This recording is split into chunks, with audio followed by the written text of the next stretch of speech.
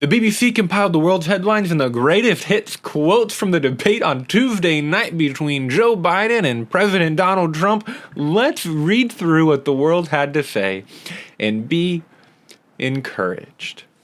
That's not true. First, the UK themselves. The Times in the UK wrote, "The clearest loser from the first presidential debate between Donald Trump and Joe Biden was America." Absolutely, it's like a debate between Taco Bell and my fifth cup of coffee for the day.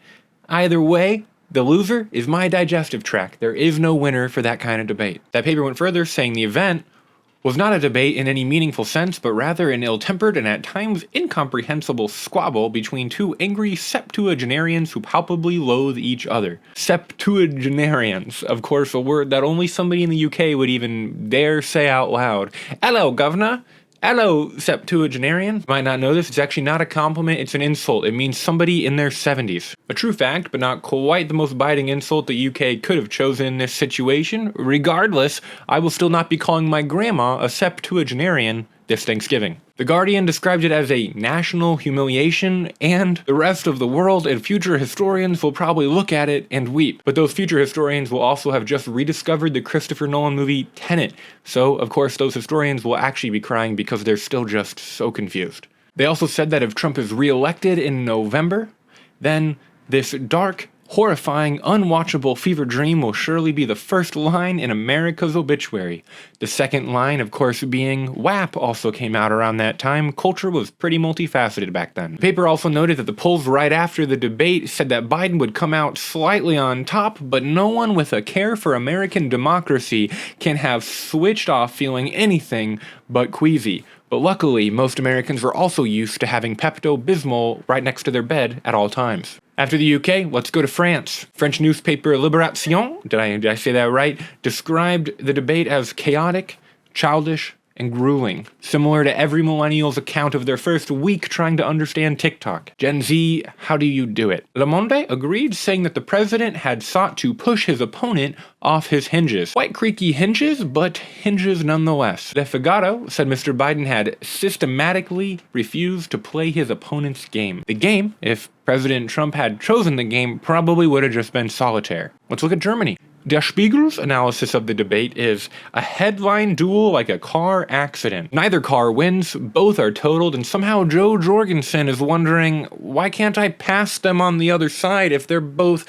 wrecked on the side of the highway? But everybody's saying no, the whole highway has to stop and watch this car wreck. In a piece titled Part Fistfight, Part Play, Süddeutsche Zeitung wrote, both Trump and Biden could go home satisfied, because as far as the theatrical performance is concerned, both did their job properly. Donald Trump played Donald Trump, and Joe Biden played Joe Biden, and fans should have liked it. SNL is of course frustrated that they weren't allowed to pick the actors for these roles. Kate McKinnon could have killed it at either. Die Welt said, most importantly, it showed that America has a president whose behavior stands out and who lacks self-control, and that's not exactly news. No, but if this is any indication as to the art of the deal, I will not buy that book. Next, Italy. La Repubblica said, never had American politics sunk so low. Sinking. Just like the Titanic, with the news organizations as the orchestra, always playing no matter what as the ship sinks and goes on down. Il Corriere della Sera, meanwhile, said President Trump's refusal to condemn white supremacy was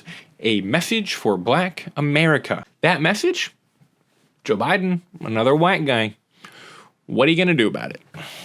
On to Russia. One Russian broadcaster described it as 1.5 hour exchange of insults, while another said there was no constructive dialogue.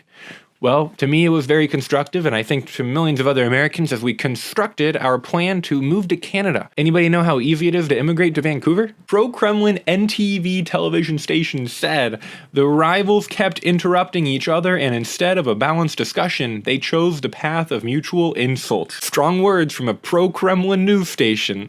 That's like an onion asking you, hey man, why are you crying? BBC reported that Mr. Biden's comments on President Trump as Putin's puppy received a lot of comments on Russian social media, which makes sense because pictures of Putin's puppy are all that's actually allowed on Russia's social media. Next, moving into China. BBC says that Chinese official media sites broadly ignored the US debate. Their only news statement, I assume, was debate? What's a debate? Wait, you have more than one party? Chinese state-run Global Times stated that it was the most chaotic presidential debate ever. Or, as the Chinese Communist Party called it, the most debate they've ever seen. And lastly, let's look at India. Hindi news channel Aaj Tak accused both candidates of mudslinging, which honestly would have been a much more fun thing to watch. A couple of step-to-a-genarians slinging mud. The Times of India, the country's largest selling English newspaper, stated that the US embarrassed itself before the world for 100 minutes. An apt ending to a night that I am now calling